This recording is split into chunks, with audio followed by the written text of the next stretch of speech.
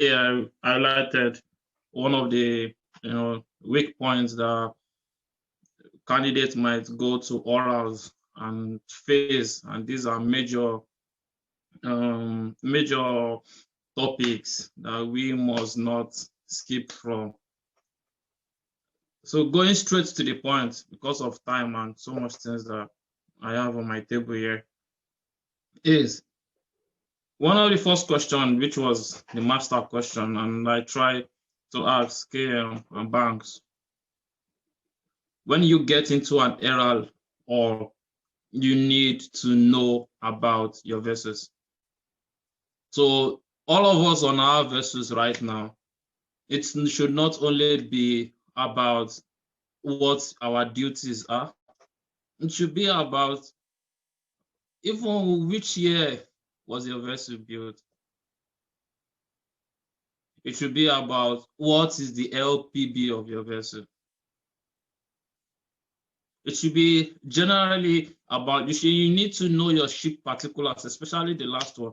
I can't remember all the characteristics of my first ship, River Jemima, back, but I can still tell you the gross tonnage was 28,000. It was a tanker. I can still give you full insight about it. And this gives an examiner a feel like, yeah, this guy sailed on this vessel. 1. 2, this guy understands the importance of a vessel's characteristics. So when you get to an exam, or the examiner will ask you, tell me about your last ship. Yes, it's going to you. Of course, it's a ship. You start by saying it's a ship. You start by saying it's a type of a ship. But what more characteristics are we looking for? You tell him also the particulars as much as you can remember.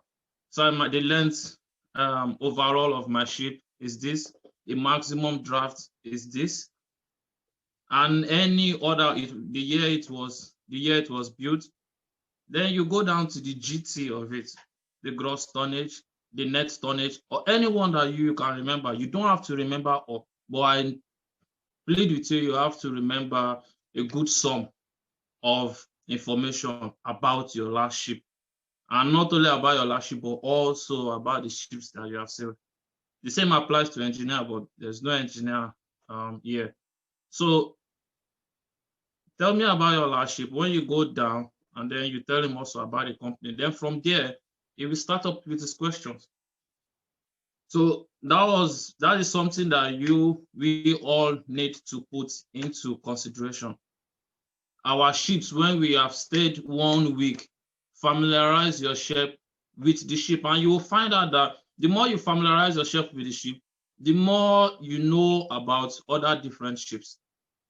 Oh, this is what one ships are, this is another ship having, and it will be an interesting fact. So this is an assignment to everyone.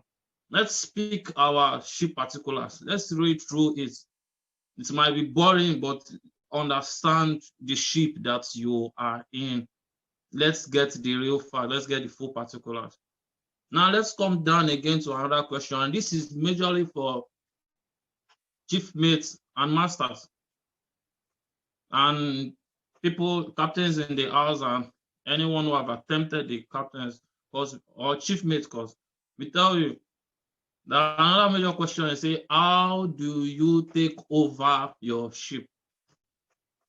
The oral examiner is trying to interview you to see, are you ready to take over this new position? So when we are taking over our ship, what are the major things that you take over? And I'll answer it from starting from a chief mate perspective. And for a chief mate, the first thing that we need to do, first of all, is get our particulars.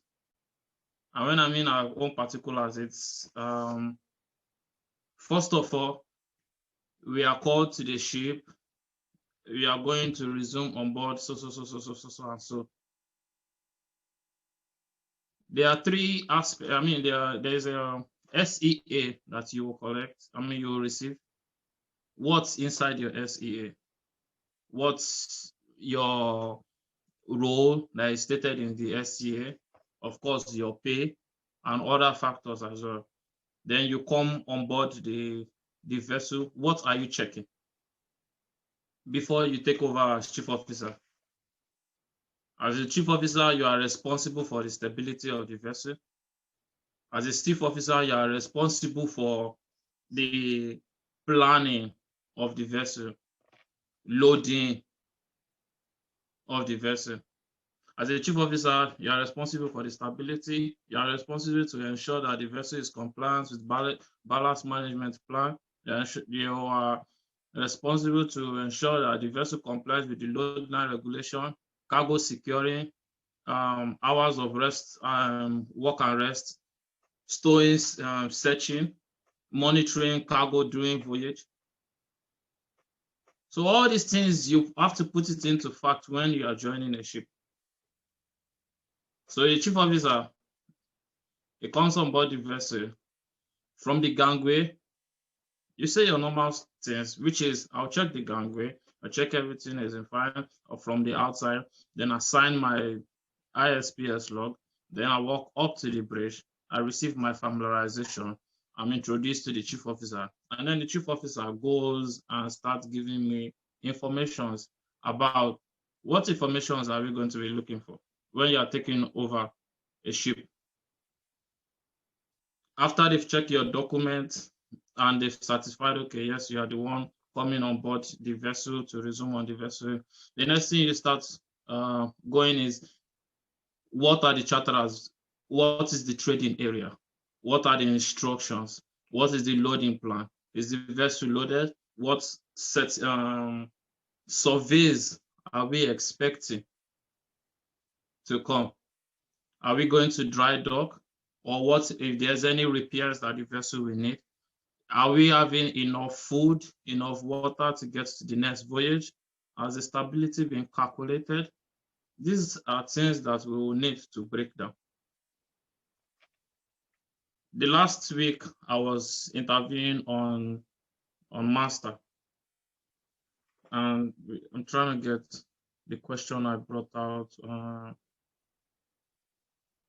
Yeah, I was interviewing, I asked the question, how do you take over as master? And how do you take over as master? First of all, for you to take over as master, I will first check the vessel, confirm the vessel I am going to take over as. Then I'll meet with the company, and if possible,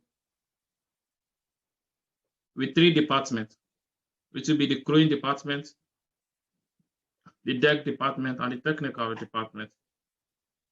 On a normal standard, if you're able to meet with the 3, the first one is your SEA, which I keep emphasizing on as per MLC. Then the technical will give you whether there's any breakdown or something that you expect, or any defect that you're expecting on board. And then your operational gives you trading areas, operational demands that will be given to you when you get on board. The special inspection, instructions for survey and maintenance. Then on your way to your ship, what will we do? We check the accommodation, we check the ship, we check the draft mark, we check the load line marks, we check the condition. Someone said, what is STA? So the STA is not STA, it is SEA, which is Seafarers Engagement Agreement. Every seafarer must have a seafarer engagement agreement, and a examiner really wants you to buttress that point, so you know you have an understanding on MLC. And I think we've discussed about that SEA in one of our classes, but if there is time, I can go into that. So seafarers engagement agreement, and it must be, you must check it and you must ensure that what is stated in your SEA is in line with MLC regulation, Maritime Labour Convention regulation. So what we are doing, we're walking up, when we're on board after signing the ISPS log, we're walking up to the bay, introduce ourselves to the master, meet the outgoing master. He has already written down what I call a master handover. Briefly, you go through it. Then, can I see the certificate? That is you're supposed to be our number one priority as the master of the vessel. Can I see the certificate? Because for your sea to remain seaworthy, it has to remain satisfied in every way. So your vessel as an expired certificate is not seaworthy, and the responsibility of your vessel lies in your hand as the captain. You check the go through the certificate, and this is another important part. That is why you need to know the certificate that you're supposed to have on a vessel. Statutory certificate on the solar side, ISM, ISPS, MLC, the class certificates, the flag certificate, insurance certificate, and others, MAPO certificate. So that is when examiner again brings you in to come and check. Do you even know the certificate that you are checking? Do you know what survey and inspection they will carry out on your vessel? So when you have a full broad of it, so everyone listen to me now. Once in a while, go through the certificate of your vessel. Go through the intermediate survey. When is this one carrying out an intermediate survey? When is it carrying out an annual survey? And it will interest you to know that these are interesting things that you will find out. I mean, that the examiners will be glad to ask you. So also now, you cite your certificate. Is there any maintenance work going on board? What are the trading areas? What is the vessel doing? If the vessel is at anchorage, okay, fine. Is there any instruction for going? Are we en route? If we are en route, do we have enough stores? Do we have enough water? Do we have enough fuel? What is the ROB? That's when we'll start coming to the ROB. ROB of freshwater, ROB of fuel, ROB of food. Then also you need to check if the vessel is trading so area. Have they calculated the stability for as a proper passage plan in place? From there, your medical stores is very important. Your narcotics, you check all those ones. Cash on board that master must have, you need to check as well. Then if I keep rushing down, after you've checked all this, you will now have to work with the master. You know, it shows you the catering department, it shows you the engine room department. You have a brief inspection, and as you're working, you check the LSA, the FFA, and try to think of things that you will correct as you are taking over. After all this has been done, in the UK, we have the official logbook, and also other flag states have their own. You will sign the official logbook and then take over as the master. Go again through your master handover, and then you sign and you can confirm, and then immediately you get into action on checking if you are going to receive an inspection, which I think I asked one of the candidates that day. Okay, let's say you have resumed now. An ISM inspection is next 2 weeks. What will you start checking? What will be your priority to ensure that, okay, this ISM goes smoothly? You have a port state control inspection. What will you start checking? Or they say, okay, tomorrow, Captain, we are sailing. You cannot just say, no, we want to start sailing like that. There are checks you will personally check, because now the responsibility of the vessel lies with you. So that's one about joining ship. For OW, it's kind of a question, but it's not mostly all the time that they will ask you how you join a ship for OW. But for master and for chief mate, go through the orders report, and then you will see. Majorly now, I found out that also the topic that I really stress a little more on are two topics, and I pray the time help me. Is one, the port state control. Port state control, PSC.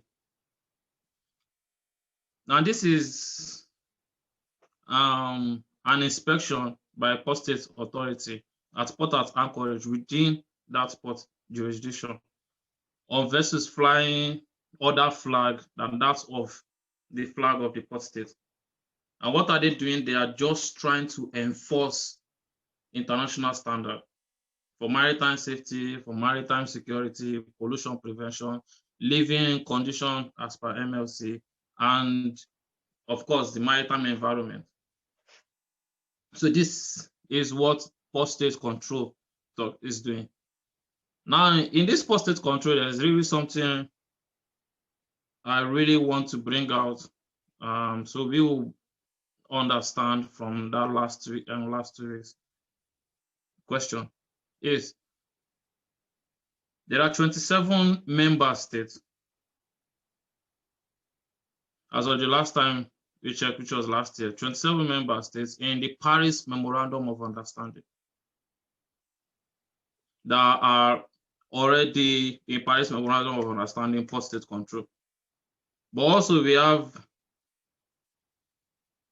black list, the white list, and the gray list. Nobody should ask me where Nimasa falls under, please. but yeah, there are 3.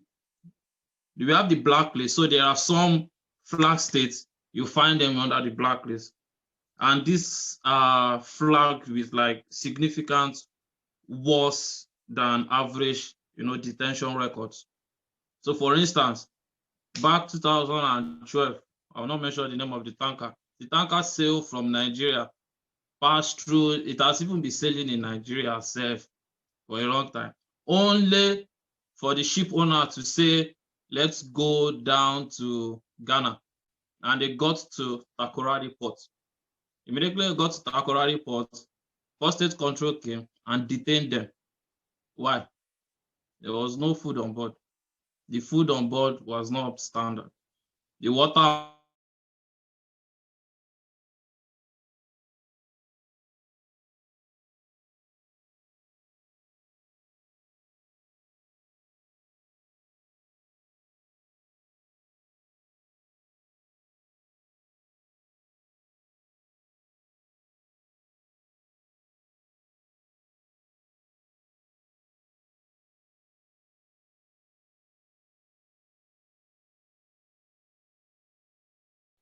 So now let's imagine that a type of vessel is a tanker. The age of my vessel is 25 years old. Then the performance of my flag was a blacklist. You could start imagining where my vessel will fall into. There's high risk, there's standard risk, and then there's low risk. I said 7. So it's the type, the age, performance of the flag, performance of the classification society, performance of the company responsible for the ISM management, and then the numbers of detentions and deficiencies of that vessel in the last 36 months. My candidate told me detentions, but it's the combination of both. Why am I stressing on high risks, standard risks, and low risks? It's because this determines how frequent post-state control will come to your vessel. So if a post-state control comes to your vessel today, you will know when you are expected to have another post-state control inspection. So for a low-risk vessel, a vessel that is low risk, we should have it checked in between 24 and 36 months interval. Your post-state control will come to your vessel to inspect your vessel between 24 and 36 months interval. For a standard risk vessel, we'll be looking at between 10 to 12 months interval for an inspection. I repeat, a standard risk vessel, 10 to 12 months interval for an inspection. Then a high risk vessel, every 5 to 6 months, they must come and inspect your vessel. I repeat, a high risk vessel, 5 to 6 months, they'll come and inspect your vessel. So if you see the line I'm coming from, now, It's not like they will just pick your vessel and say, you, every 3 months we are coming to inspect, you every 4 months. No, there are factors that places your vessel in one position for them to determine what they will do about your vessel. So when we're discussing about postage control, you need to be able to communicate this out. You need to be able to let the examiner know that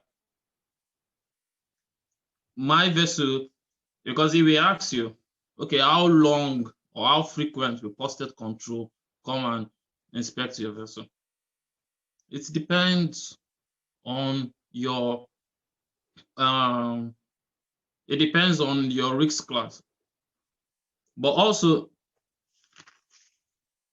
we have what we call 3 types. I mean, there are 3 types of inspections that an inspector, a postage control inspector will come and do, which is 1, the initial inspection.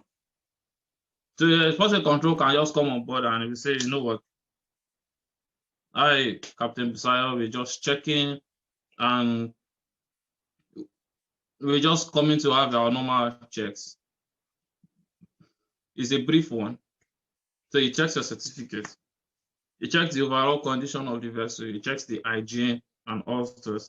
Then he verifies if, like, previously raised non-conformances or observation have been closed out. So after going into all these things, then all of a sudden, you just notice that, the galley is so messed up. There's cockroach here, there's flies here, there's this thing here. Then it does what? It goes into what I call a more detailed inspection. What is a more detailed inspection? This is when the examiner has the clear grounds, believing that the initial inspection was not enough. And then it picks a particular aspect of the vessel and then it goes into it. So in that case, it has breached, the vessel has breached MLC. There's no proper living or work condition there. Then it goes into checking every area of MLC. Is the vessel complying with MLC at all? What is going on here? Can you give me your DMLC 1? Can you give me your DMLC 2? So this is how the postage is supposed to operate, and this is the standard way of them operating. Then it carries out checks on, like I said, your MLC, carry out check on even your ISM and all those things. Then if you have now clear ground again to say, no, I'm still not satisfied, then it goes into an expanded inspection. And what is an expanded inspection? It's an intense inspection. It checks every single thing. But the sweet part of it is, or the funny part of it, if I put it that way, is every ship with a high risk profile. We've talked about ship with low risk profile, standard risk profile, and high risk profile. So your ship has left medium risk or standard risk and has gotten to high risk. The inspector does not owe you any initial or detailed inspection. It goes straight to expanded inspection. And what did I say expanded inspection is again? Is an intense inspection. So if your vessel is an high risk vessel, so my vessel will be inspected every 5 to 6 months, and that inspection will be an expanded inspection. One of my first questions that I failed my chief mate orals was, what is an expanded inspection? And I wrapped the examiner around what expansion elasticity is, but this guy was trying, like, there are some times, and you can find it, you can see, this is a practical way, but I even see it in last 2 years, like, if you don't know an answer, you don't want to give up. That's one sweet thing. Don't give up. Just keep trying to, but the examiner will know you don't have the points there. What is expanded inspection? But what this guy was trying to let me know, because the expanded inspection came out of the blue.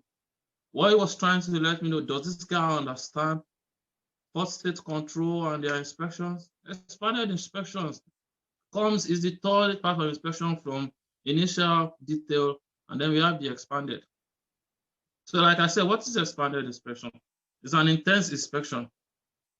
And after your more detailed inspection, it comes down to expanded inspection. And it is required for ships also, which I said, high-risk vessel. Also, if you are a gas,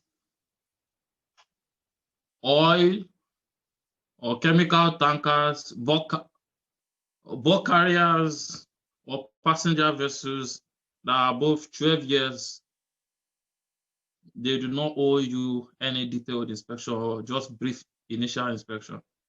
They'll carry out what I call an expanded inspection on your vessel. So first, you are high-risk vessel, forget it. Expanded inspection, intense inspection. You are oil tanker, gas tanker, chemical tanker, bulk carrier, passenger vessels above 12 years of age, expanded inspection. Then, if for any reasons you are being suspended from class, for example, you had an accident and then your hull was breached, the class will give you what I call a condition of class, which will go into another day, full-blown day of what will happen after inspection down to dry dock. Hull was breached, they give you a condition of class for you to rectify it. You've not been able to rectify it, they suspend you from class. On coming out, or your certificate got expired, you're not able to how will I put it? You're not able to close out their deficiency, they will bring you out and suspend you.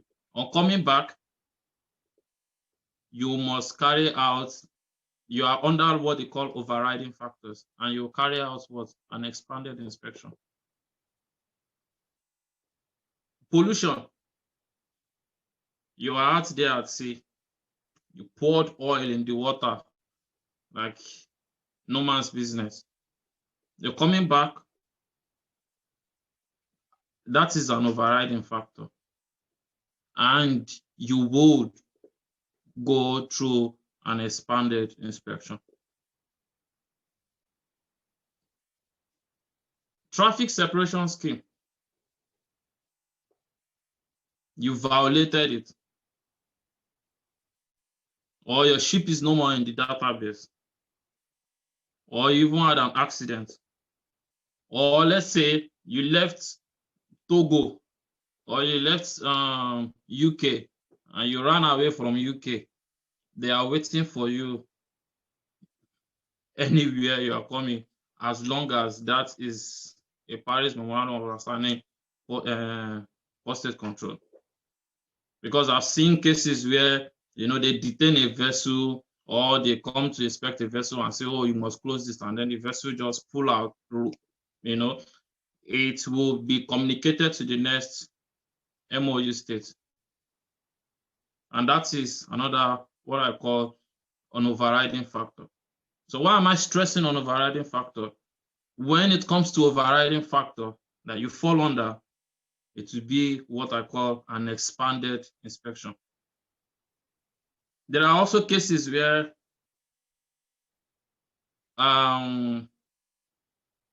they ban ship from coming to the UK. I don't know whether Nigeria have done it, but I think yes, because they have the power to say, okay, you are banned for 5 years or indefinitely from entering Nigerian ports. If for any reason, maybe it's a timeline, they give you, okay, for 5 years, if they're coming back, they will carry out an expanded inspection again. Or they totally ban you and they say, okay, you know what, we are bringing you back. They'll carry out what an expanded inspection. So 4 factors that qualifies for an expanded inspection. From your more detailed inspection, you go into an expanded inspection. 1, high risk profile vessel. 2, oil tanker, chemical tanker, gas carrier, bulk carrier, passenger vessels above 12 years of age, expanded inspection. Then I explained to you what overriding factors are. Overriding factors like suspension from class, overriding factors like reports from another flag state, TSS violation, even sometimes carriage of dangerous goods. Overriding factors, expanded inspection. And then any ship, inspected for the purpose of doing what? Of lifting a ban. So I picked this also for the last 2 weeks as well. And I will want to pause here and check if everyone is following me or anyone has any question based on what I've said.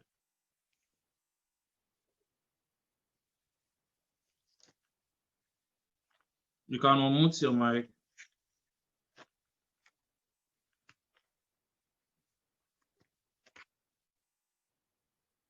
Okay.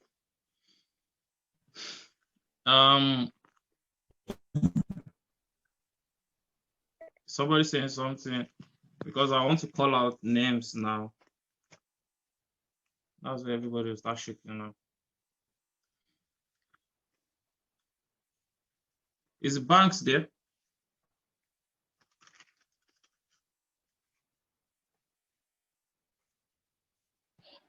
Yeah, boss. Yeah. I hope you're able to. I think this question came on you. I hope you're able to get the explanation.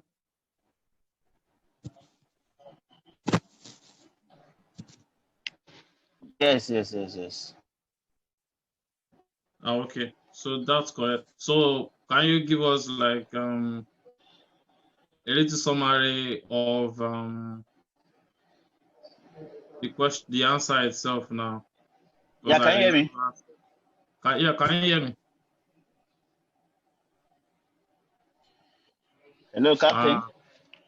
I think your network is this thing, but we'll move on. Well, I'm glad like you really caught it, but I don't want to.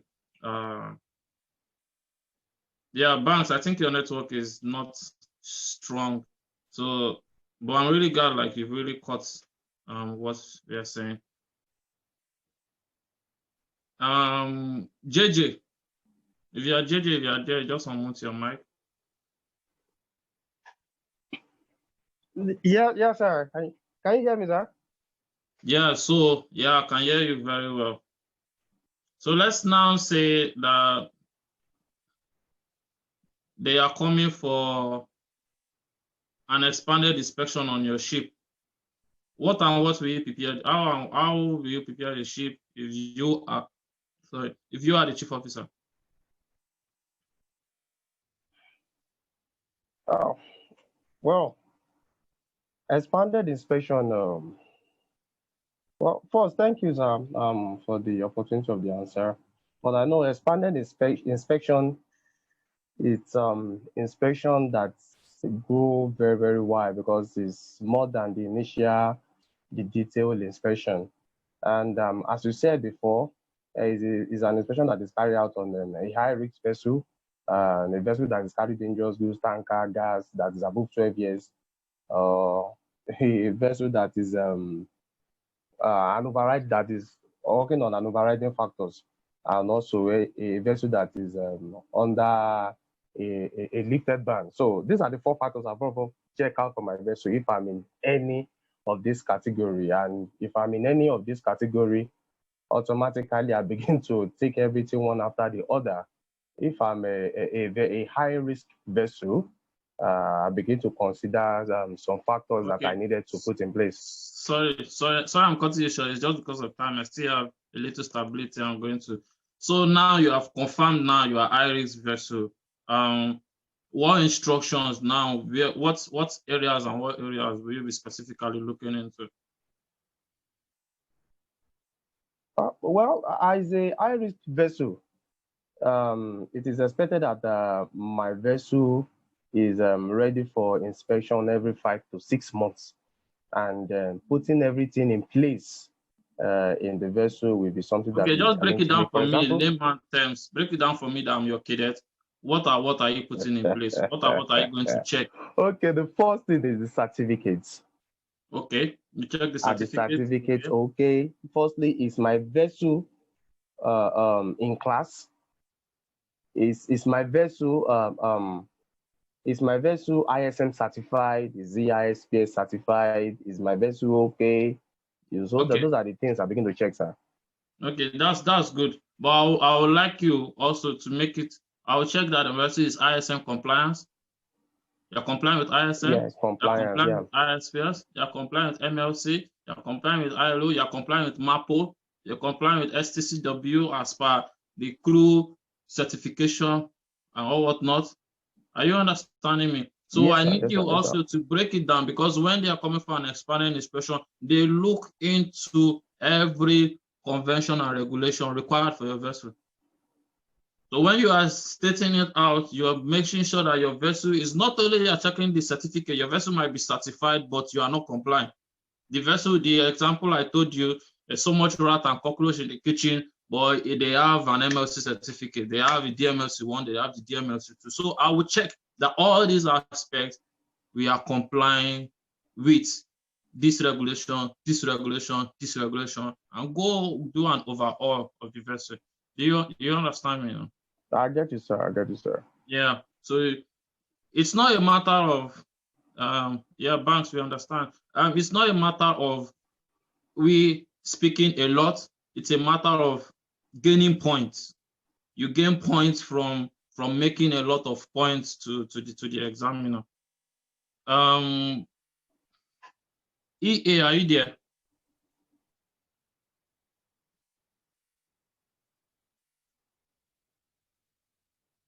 EA, if you are there, you can move to mic.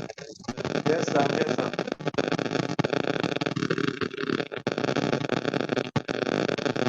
Hello, sir. I think it's pretty far. Hello, can you hear me? Yeah, fully. I can hear you. So can you let us know what will make your vessel be a medium class or high class, or a standard, a standard rigs, low rigs, or high rigs? Okay. From what you just explained, sir, typically we have 7 factors which the PSC consider in placing a vessel in high rigs, low rigs, or standard rigs. The PSC has this calculator which they're using. After placing all these 7 factors, the calculator brings out the vessel which kind of rigs there are. So typically they check for the type of the vessel, check for the age of the vessel, also check for the performance of the flag states. If the flag state of the vessel is in white list or gray list. Also, they check for the classification society. Sorry, white list or gray list? How many lists do we have? Black list, white list, or gray list. And they also check for the classification and performance of the classification society of the vessel, and performance of the vessel owners, the management of the vessel, those managing the vessel. And also they check for the number of deficiencies, which the previous deficiencies which the vessel has. So the calculator checks this, then class the vessel on the if it's a low rig standard or high rigs. Yeah, thank you. I would say, like a comedian, I would say you are doing well. Thanks for that. So quickly, we still have another section that I would really like us to plug into is stability.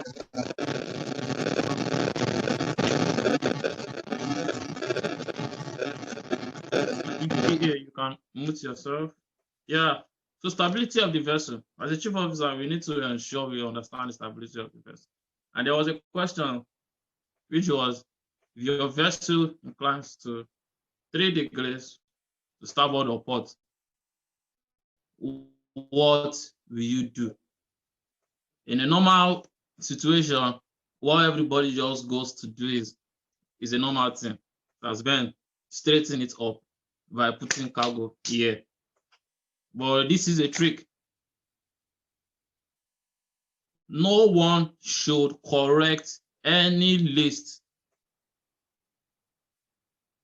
No one should correct a vessel inclined to one side unless the chief officer or master or officer in charge has determined that it is a list or load.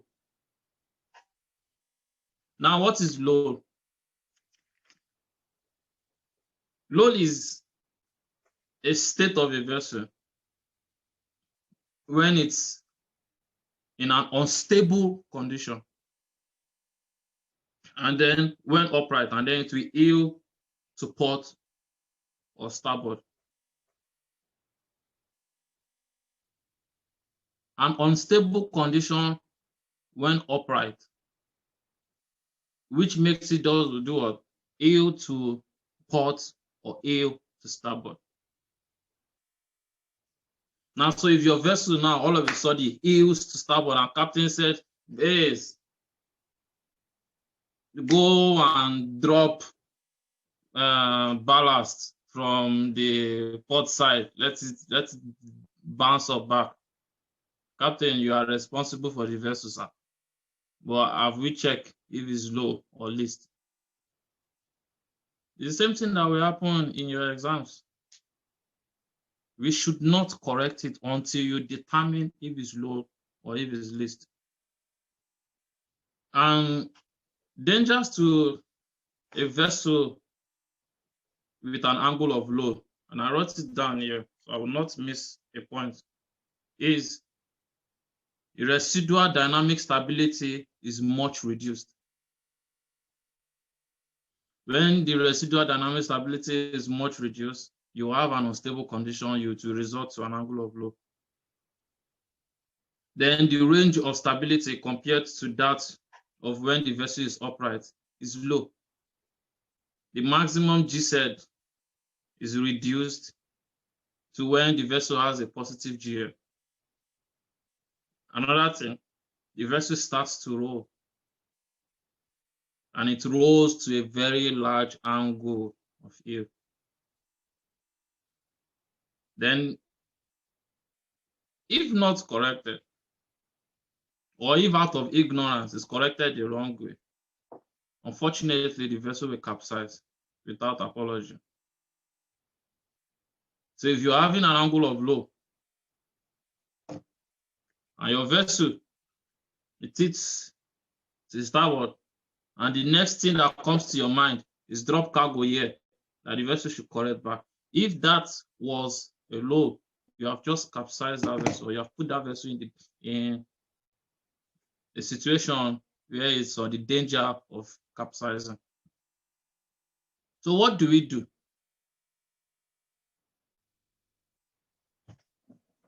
When we are capsized, when it's an angle of low, this is a box. And let me get my camera straight up so we see. So this is a box, a ship, and it's down to one corner. The next thing the captain wants, or anybody will want in their normal mind, is just like,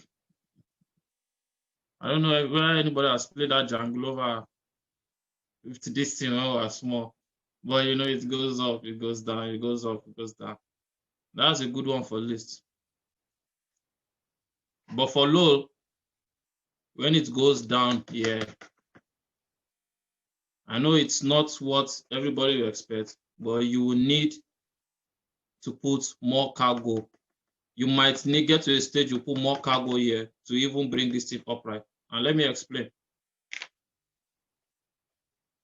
If you have this in 3 partitions, let's say you break it to, should have gotten this thing.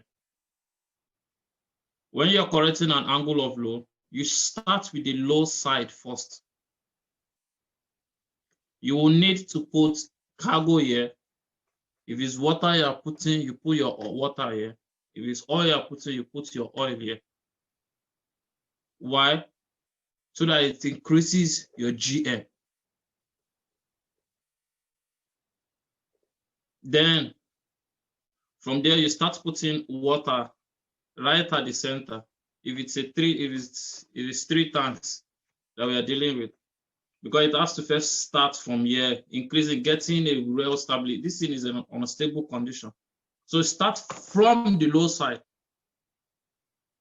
Angle of least, you have to start from the high side and balance it, because what that is even distribution of load. But angle of load here, start from the low side. I mean from the low side, and then you start balancing up. So if you answer a question immediately by saying, oh, we will balance the vessel like an angle of least, it's a fail, and it's very, very, very, very important.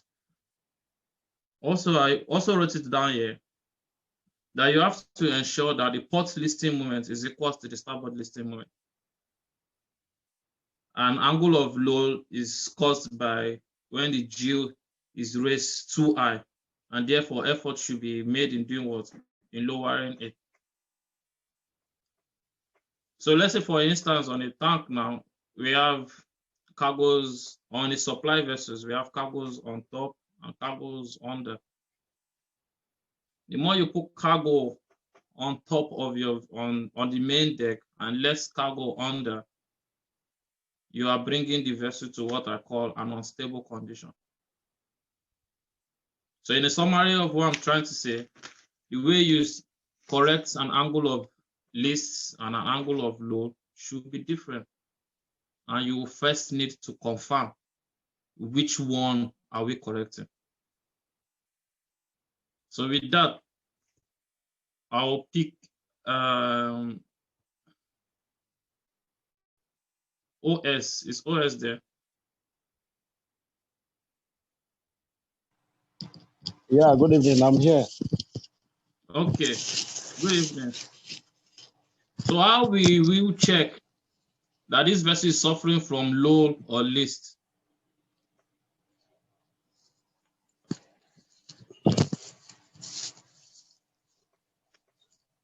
Okay, thank you very much. From your explanation,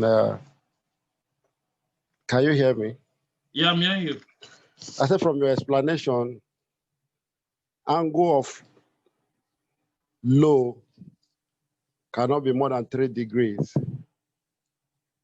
And it's a situation, a stable situation on the vessel when it's upright, whereby it can be corrected by starting from that direction of low.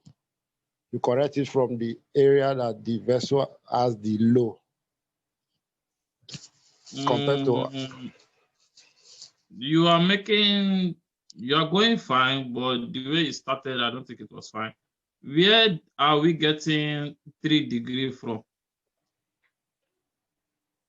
that is the unstable situation of the vessel. I think you gave an example in the beginning, and I think that's where he got that 3 degrees from. All right. Okay. So that's why I was even surprised when he said from my explanation, and I really wanted to get why. But angle of low can never be positive. Okay. Are you following me? Yes, I'm with you, sir. When you calculate the stability, your GM can never give you positive on an angle of load. I'm already using scope now to answer this question, which I did not want to. So I will pause here. I think there's a question in the class. Okay, I'll answer a question. But I'll just need one person, just one more person to tell me. I will check this angle of load or this angle of list. Anybody, if you can mute your mic. If nobody does, I'll call somebody there. Yeah, good evening, boss. Yeah, good evening, sir. Okay, angle of load is when the G is above the hem, giving you a negative GM. Why list is when the G shifts from the center line. So, calculating GM is KM minus KG, right? That will give you your GM. Yeah. So it is expected of the chief officer to calculate GM. So when you get a negative GM, but before you do that, just normally on board, you carry out an investigation, because it cannot just happen like that. So you call the engine room. Hope you guys did not pump anything from the double bottoms, or maybe maybe on your on voyage you consume your bunker from the So that will give you an idea what really happened. And you are not transferring any cargo, you are not loading any cargo. So from your investigation, you will know that you are either listing or you are at angle of load. So from there, you now start your correction. So like what you said, like in our exams in UK instability, even now they will give you more than 3 tanks on the low side. So what they want you to say now is that on the low side, you start with a tank that has a less free surface movement. Not just filling, but you still fill from the low side. But you will now look for a tank, because when you start filling the tank, free surface will start, which will reduce your stability more. As you're filling the tank, free surface will generate. So on the low side, you still start on the low side because you are trying to bring the G down. So you start from a tank with less free surface movement, so that because when you start, the vessel will load more to that side. Yeah. But you won't care, because you are trying to have a stable. You are trying to bring the G down to have a stable stability. So I think thank you very much. And honestly, I think you've done justice to both my question and BJB question. So in case BJB doesn't understand, you can imagine a box, and I'm putting a phone here, and I'm putting a biro here. It will turn to this side automatically. And that's the same thing we are facing on our ship. But if this is what is causing it to move to the side, this is what we call list. So list is unequal loading or distribution of load on either side away from the center line. That is list.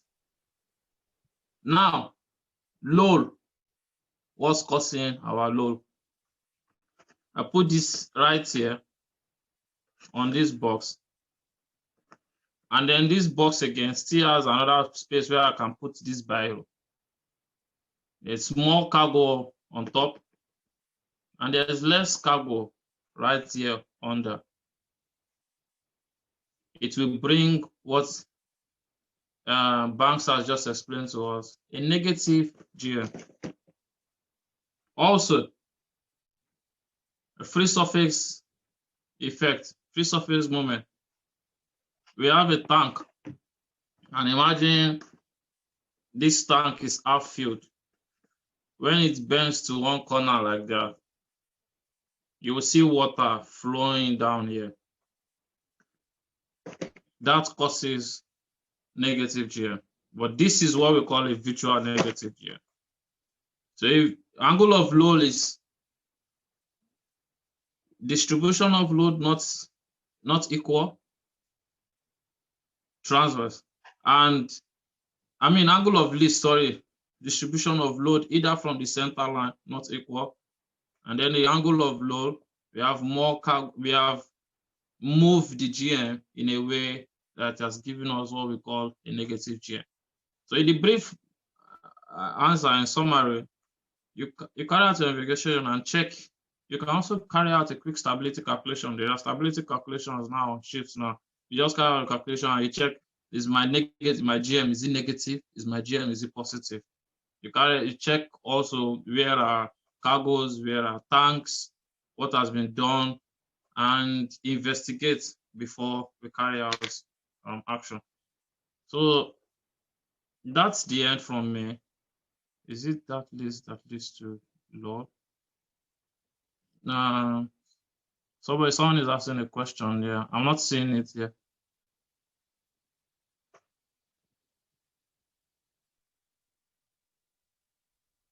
No, it's not lists that leads to law, and that's why we said angle of how did I put it in my notes again? Angle of load is when a vessel is on a stable condition when it's upright. So a listing is different. The load is different. So your vessel can be upright and yet it will not have what I call a negative GM. So your vessel does not have to list before it gets to load. If that answers the question. Does anybody have any other question dropping in? Yeah, thank you. Thank you very much, boss. I do appreciate that. So in my mind, the eyes of my mind, if maybe this could help, GM has to be positive. And for the GM to be positive, that's the metacenter, right? Metacentric height. The M must be higher than the G to the limits. It's not just higher, not a little bit. It has to be, to the limit as per stability requirement for your type of vessel. So now, if the G, what drives the G is your load on the ship, the cargo. Wherever the cargo goes, G goes there. So if you have a crane operation, you see, once the crane picks up something, G goes towards the direction of the crane, the boom, or where, the top part of the crane. So once everything puts together and your G goes higher than the M, then you probably have negative stability. At that point, you will get into an angle of low by any heel or something. Now, what Captain Busayo is trying to say is that to rectify that, the first thing you need to do is not to be upright. However, you need to get your G down. You need to be positive. That's the first thing to do. So to be positive, getting your G down, you need to load down. Factors you should consider would be, of course, your FSM, free surface. You don't want to increase that as well. So like what Bank said as well, try to work with the tanks that have the least so that you don't make a bad situation worse. Okay, so probably maybe we'll draw this. Captain, if you can draw this GZ diagram illustration and put it on the WhatsApp group, hopefully it can help us and the other guys to be able to visualize it. So once you visualize it and you understand it, you would see that it is not difficult at all. Okay. So I want to say Merry Christmas to everybody. Captain Busayo, Merry Christmas to you. Captain Josh, everybody, Merry Christmas. We will have to, let me see, what do you do when you're on a voyage and one of the documents get expired during the voyage?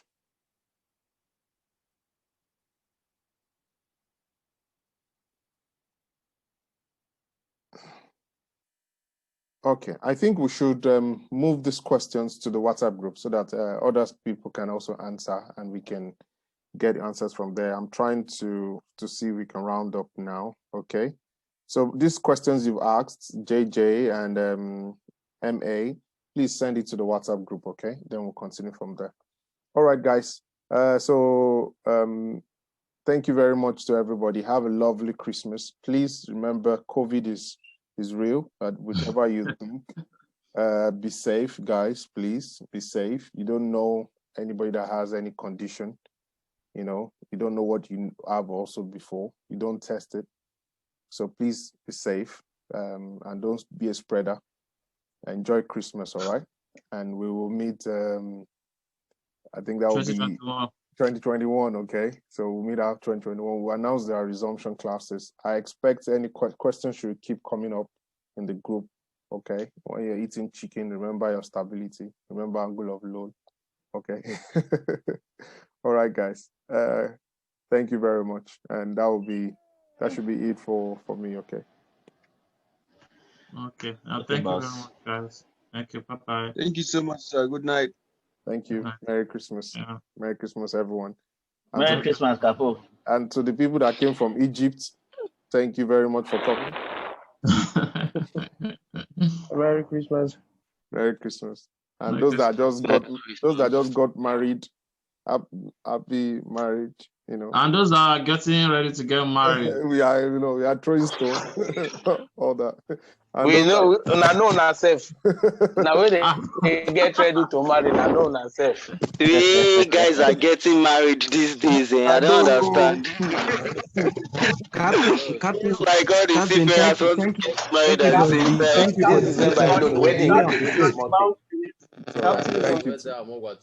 thank you very much.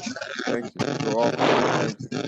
Thank you, guys. No problem. Please move the questions to the WhatsApp group and let's continue asking. No stupid questions, all right? I'll drop the answer.